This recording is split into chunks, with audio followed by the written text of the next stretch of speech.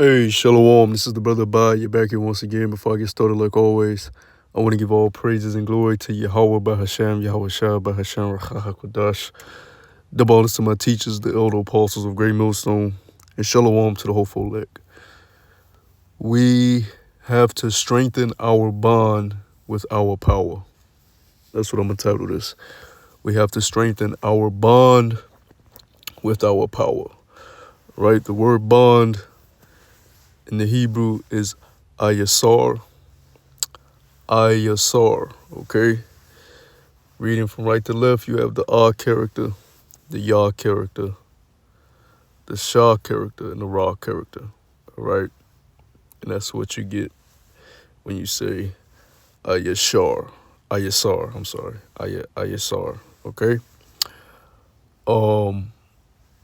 Bond, all right? I spoke about this past week at camp, actually last night at camp, and I want to further elaborate on it, how us as the sons of the living power, Yasha Allah, we have to be focused on strengthening our bond, our relationship with our power.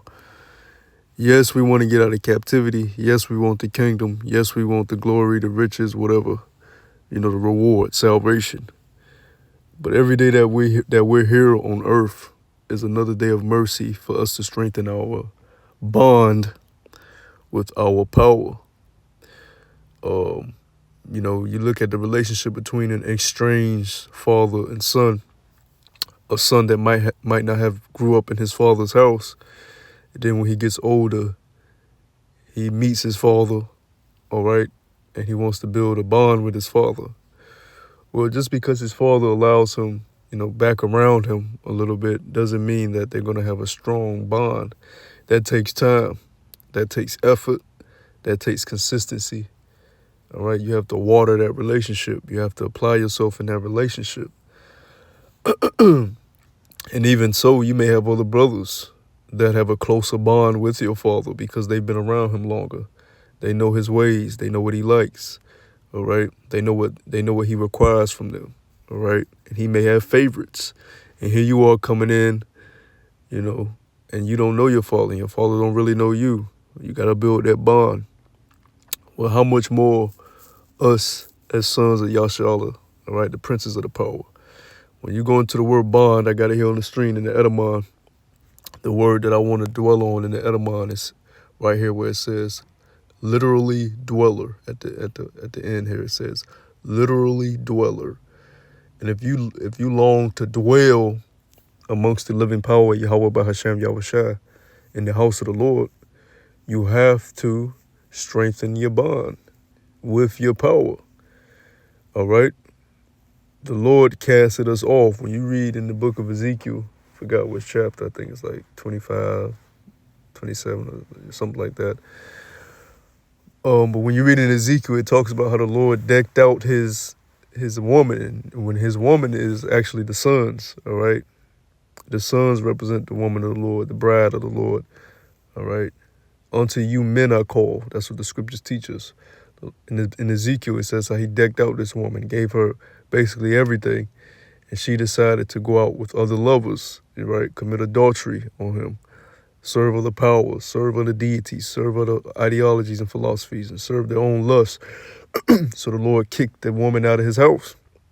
Well, that's us, the sons that were casted off. But now, under the adoption, we're being brought back to our Father. But now that we're being brought back, we have to strengthen that bond. To speak on the adoption, let me get Galatians chapter 4. Galatians chapter 4.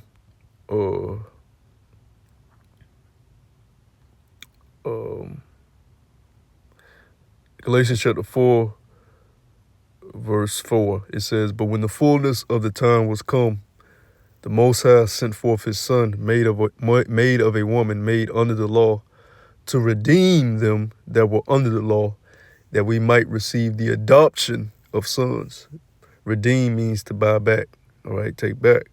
We would cast it off. So Hamashiach Yahushua paid the price that we can be bought back with a price through his blood that he shed, all right, the blood of the Lamb. redeemed us back to have the adoption of being the sons of the Most High. The blessing and the inheritance of of having the adoption only applies to the Hebrew Israelites, because they were the ones under the first covenant. Okay, so now that we have the chance to be adopted back as sons, what are sons? What are obedient and dutiful sons are supposed to do? Strengthen the bond with their father, strengthen the bond with their big bro, do their best to please big bro and their father, right? Verse 6, it says, "And because ye are sons, the Most High sent forth the Spirit of His Son into your hearts, crying, Abba, Father." So we have the spirit of Hamashiach Yahushua within us, the Word, the Comforter, the understanding, the wisdom, the knowledge, which shall be the stability of thy times. And with that, we can strengthen that bond with our power, knowing, because if you have the Word within you, then you know what the Lord requires from His servants, from His sons, from those that believe upon Him. Those are the beginning steps. All right, the scriptures say the fear of the Lord is the beginning of wisdom.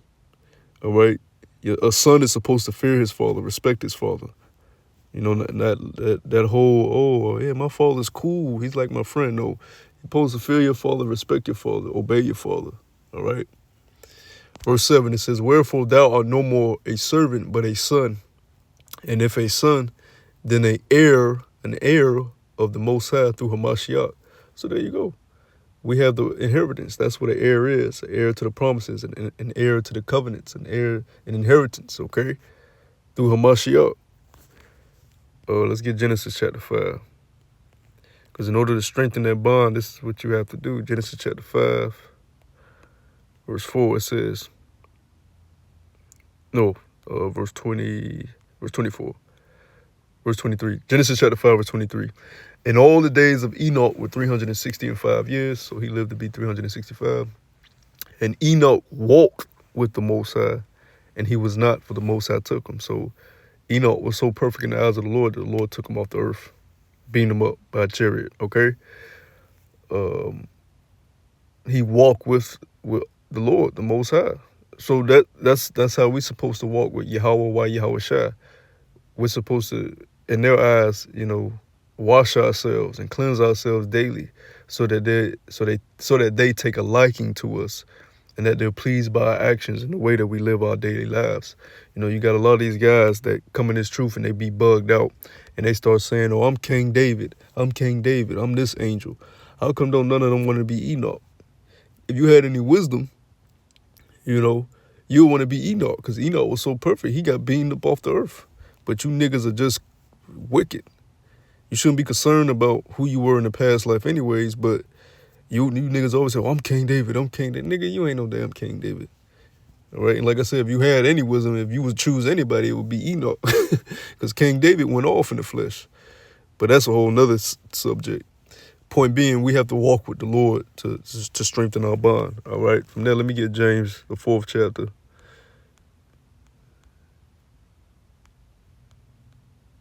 James chapter 4, verse verse 7. James chapter 4, verse 7. "Submit yourselves therefore unto the Most High. Resist the devil, and he will flee from you.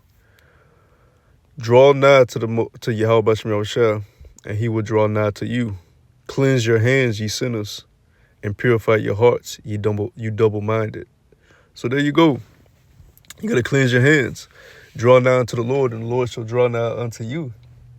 How do you cleanse yourself? By the washing of the word. John 6:63. These words that I speak to you, they are spirit and they are life. The scriptures, all right? You got to bathe yourself through the word and learn what the Lord requires from you, okay? And with that, you'll be able to begin to strengthen your bond with the Lord, all right? Verse 9, it says, "Be afflicted and mourn and weep. Let your laughter be turned to mourning, and your joy to heaviness. Humble yourselves in the sight of the Lord, and he shall lift you up." And that's one of the main character traits that the Lord requires from his servants: humility. Meekness and humility. A lot of people don't have meekness. A lot of people don't have humility. So, the Lord is not dealing with them on no sort of level. All right. Let me get Revelation, the 3rd chapter, because I spoke about the word. All right. The only way to receive the word is to be in it. You know, doing your videos, reading, studying, acquiring, praying, acquiring on what the Lord wants from you, being in tune with what's going on throughout the brotherhood, the spirit, watching videos, continuing to work on your impurities and fight your demons, right? This is Revelation chapter 3, verse 20. It says, "Behold, I stand at the door." This is red letter, Hamashiach, Yahushua speaking. "Behold, I stand at the door and knock. If any man hear my voice and open the door, I will come in to him and will sup with him and he with me." Right, so the Lord said he'll sup with you if you open the door and allow him in, right? "To him that overcometh will I grant to sit with me in my throne, even as I also overcame and sat down with my Father in his throne. He that have an ear, let him hear what the Spirit saith unto the churches." So that's very important that you do this, that you sup with the Lord daily, all right? That you wash yourself daily. Just like you eat your physical supper daily, you make sure that you stuff your stomach with physical food. Well, you're supposed to sup with the Lord daily. Same way you know, if you're taking care of your hygiene, you wash your ass daily. Well, you're supposed to wash your spirit daily, all right? In these words, cleanse yourself. And the reason why that's important, but with the reason why supping with the Lord is so important and so imperative, is because over here, look, I believe it's John 14, 21st. Yeah, this is John chapter 14, verse 21. Red letter again, Hamashiach Yahushua speaking.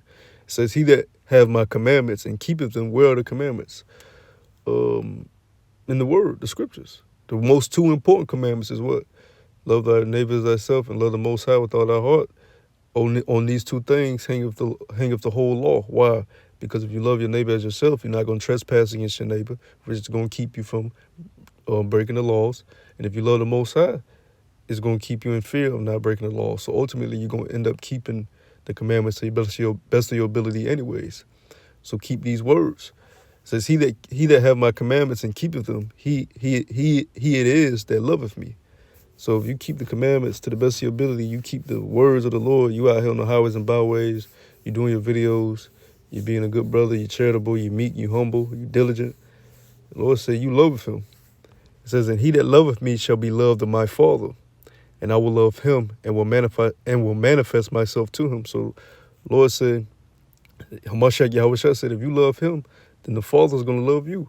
And we need to be back in good graces with the Father so we can get up out of this captivity of our oppressors that's over us, that's ruling us with a steel foot. All right? And Hamashiach Yahushua said he shall make himself manifest unto him. Make himself manifest unto us. So we'll know who the Lord is. We won't be like these people holding hands around the table at Thanksgiving, praying to Jesus, thanking Jesus, and all these other false deities that they've been taught by man. We know who the Lord is. We know what the Lord requires, and we grow to know more as we continue to walk with the Lord and build our bond with Yahweh Bahashem Yahushua. Let's go to Micah chapter 6. Verse 8. It says, "He have showed thee, O man, what is good, and what doth Yahweh Bashem Yahushua require of thee, but to do justly, and to love mercy, and to walk humbly with thy power." Right? So yeah, we ought to walk humbly with our power every day. Rehearse the righteous acts, rehearse the fruits of the Spirit, apply this wisdom to our lives. All right, apply the knowledge that we're receiving so it becomes wisdom within our lives.